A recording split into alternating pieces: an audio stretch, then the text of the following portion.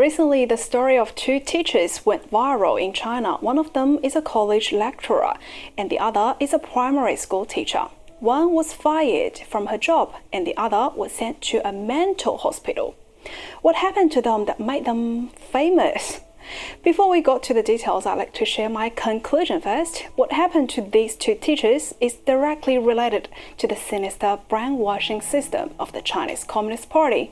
Also, things like this could soon happen in the West, or maybe it is already happening here as we speak. Welcome to Beyond the News, I'm Faye. Let's first see what happened. On the 14th of December 2021, the Shanghai Aurora College lecturer, Miss Song Gen-yi, was talking about the Nanjing massacre at class. 2 days later, she was fired from the job. For people who don't know, the Nanjing massacre was an atrocity the Japanese army committed during World War II at China's then capital city, Nanjing. For historical materials, for 6 weeks, the Japanese army was doing a lot of horrible things to the local residents, including mass-scale killings, wartime rapes, looting, and arson. The death toll of the massacre has long been a subject for debate. The estimation range was believed to be from 40,000 to 300,000 people. However, the Chinese government was very firm that the death toll was over 300,000, and this number has been used in all Chinese textbooks from primary to high schools. Now let's get back to this particular case regarding lecturer Song. She said 2 things that were considered to be offensive. 1.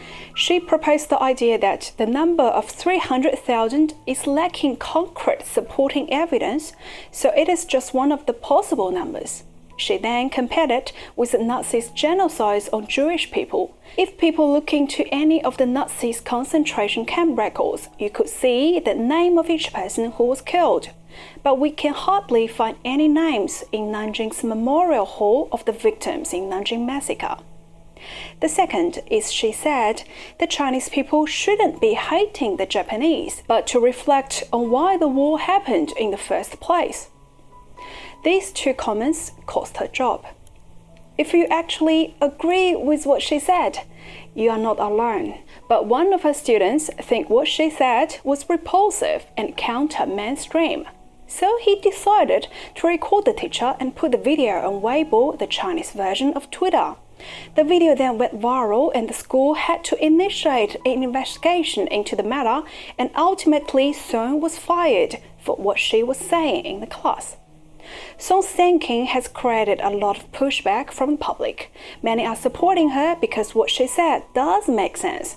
Then another follow-up incident happened, which is even more disturbing for people with a normal logic.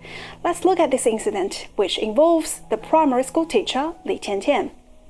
Miss Li is a teacher in a remote village in China. In 2019, she became an internet sensation for criticizing the local government's official doing too many pointless inspections, which interfered with students' learning. Miss Li is one of the individuals inside the wall who came out publicly supporting Song. However, she was threatened by the local police because of that. On the 19th December, she asked for help on her social media account. She said that the police and the local education department officials were threatening her, saying that they will send her to the mental hospital and to inject her with drugs to treat her mental problems. Li has been pregnant for a few months. At the end of the post, she said, "I have been forced to a dead end. That's why I'm asking public for help. If I ended up dead, it would be one body with 2 lives." But she was eventually sent to a mental hospital by the police. What happened to Li Tiantian has upset a lot of people. People are demanding the government to come out and explain what happened to her. So on the 26th, due to the public pressure, Li was released from the hospital, but cannot be visited by anyone. Needless to say, this is a clear example that China doesn't have any free speech. A lecturer was fired for making some wrong comments. A pregnant woman was forcefully sent to a mental hospital by the local police because she showed her support to the lecturer. All of that shows how undemocratic China is. Remember, not long ago, in one of our programs, we mentioned that the Chinese government sent out a so-called white paper boasting their whole process, democracy. Well, how ironic. Remember we just mentioned lecturer Song was reported by one of her students? You might be surprised to know that the student is actually very proud of himself. He even recorded a TikTok video explaining the reason. 为什么这事我很火大的？你想啊，他面对的是谁啊？是那些正处于叛逆期的学生，他们本来就喜欢质疑这个质疑那个，从小又经营过一些日韩文化，什么动漫二次元，然后又觉得哎日本人怎么样，这个日本的朋友怎么样，对吧？都很亲善，都很善良，都很有礼貌。然后你跟他说这个事儿，他会质疑，他更加会质疑。本来现在咱们的小孩，说实话，爱国意识培养的并不多，除了学习就是学习，对吧？你这时候再说这种话，你还是个武汉大学985的教授，你说这种话，你想一想，对面是谁啊？是一帮叛逆期的小孩啊，这个多可怕啊！这个事儿，这个不是开玩笑的，对吧？So basically, he said he was worried that the lecturer's saying would weaken the hatred towards Japan amongst students, which in turn means students would be less patriotic towards China. Therefore, it's bad. Wow. Hard to believe, isn't it?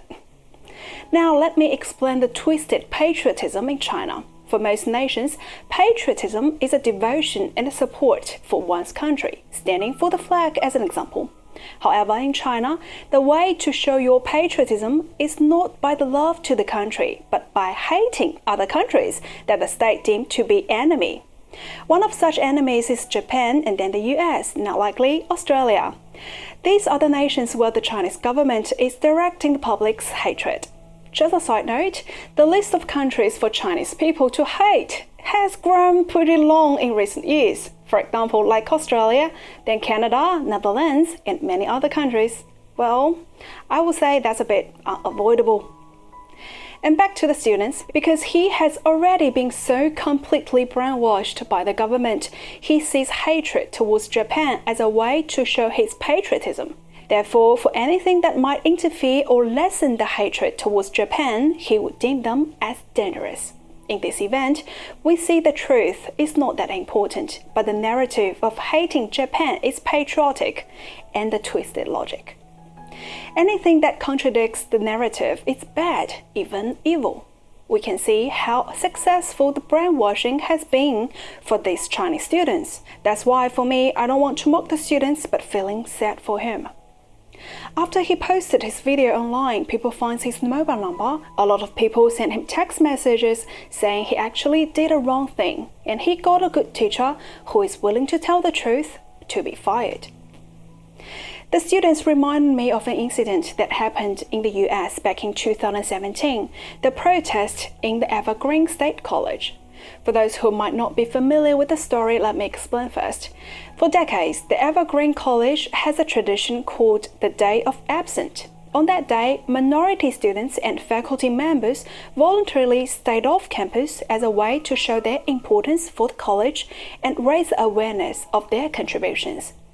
In 2017, the organization committee decided to change the format of the event and invited Caucasian students and faculty members to leave the campus because some people of color felt they're unwelcomed on the campus following the 2016 election. Bret is a biology professor. He objected to this format. In a staff email, he said the new format goes against the spirit of the Day of Absent, and the act of one group encourages another group to go away, cripple the logic of oppression, and it is an act of oppression in itself.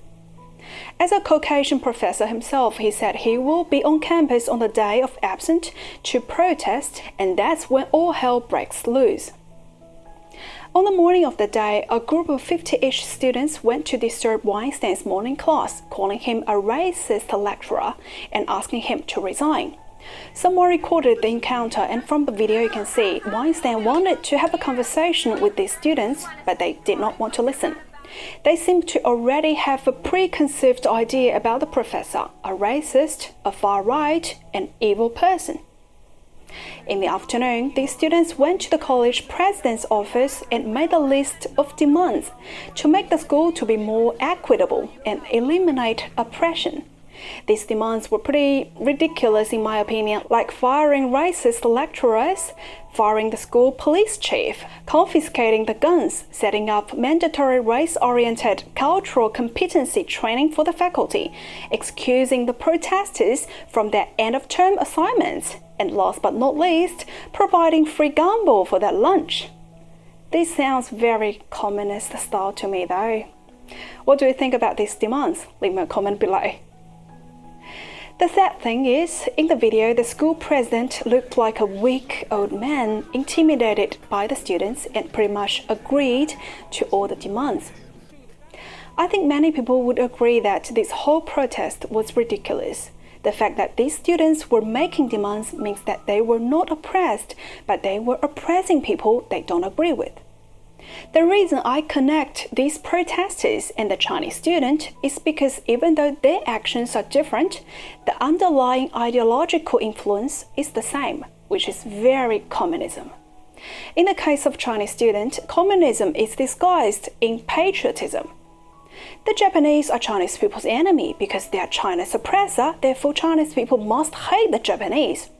That's how many of the Chinese people show their love to China.